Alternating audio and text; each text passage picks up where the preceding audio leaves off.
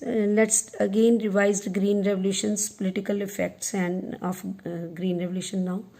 Previous video I told you about the Green Revolution and social and economic effects. Now in this video we will discuss about political effects of Green Revolution. First of all, increase in regional imbalance. We have already discussed about the Green Revolutions had come in state of Punjab, Haryana and in the western region of Uttar Pradesh, and these regions were already advanced in comparison of other regions of the country. As a result of this, regions which were already had developed further and it led to increase the regional imbalance. जो पहले से reason develop थे green revolution के आने से और ज़्यादा develop हो गए, तो वो ऑलरेडी डेवलप थे और ज़्यादा डेवलप हो गए, तो इससे क्या हुआ, रीजनल इम्बैलेंस हो गया. मीन कोई एरिया बहुत ज़्यादा डेवलप हो गया, कोई एरिया अंडर डेवलपिंग रह गया. Next, further increase in gap between rich and poor farmer. Obvious, only already rich farmer had benefited from the green revolution. सिर्फ अमीर किसानों को benefit हुआ green revolution से, because where the benefit of it did not reach to the poor farmer. As a result of this, rich and prosperous farmer had become more prosperous and poor made increased more poor further. सो क्योंकि जो output जो input outputs होती हैं वो these are very expensive, so that's why poor people can't afford that. So gap rise between the rich and poor farmer. Emergence of middle class. Before green revolution there were only two classes in the society, mean to say among farmer. First is poor farmer and another one rich farmer. The poor farmer had small holding land holding people, and many of having time they failed even to grow sufficient food grain for their family. In comparison to it, rich farmer had big land of holding and they were quite rich. Green revolution gave birth to the middle class between these two rich classes and poor farmers, you can say, who had 5 to 15 acre of land came in the categories in middle farmer. As a result of green revolution, they were able to increase their production and were able to improve their living standard also. Fourth one, influence of left-wing organization. As a result of green revolution, already existing gap between rich and poor farmer had widened still further, and condition of the poor farmers had deteriorated still further.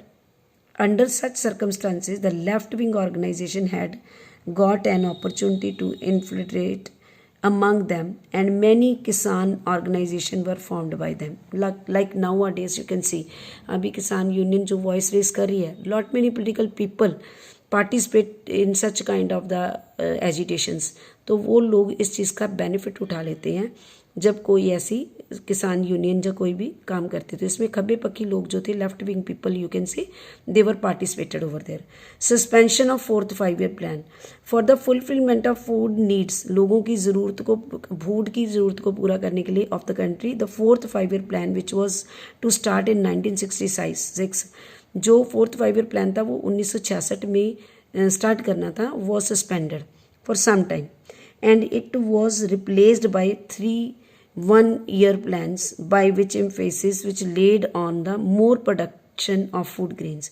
जिसको साल साल के 3 plan बना दिए गए थे, खासकर food grain को, उसकी प्रोडक्शन को इंक्रीज करने के लिए. So but as a result of this the rate of overall development had come down. Next is era of political instability.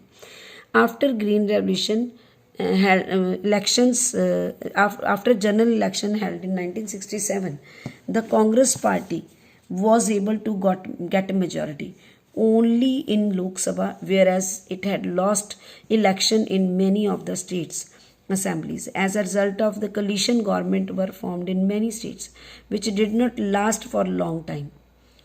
So this led to period of political instability in the state.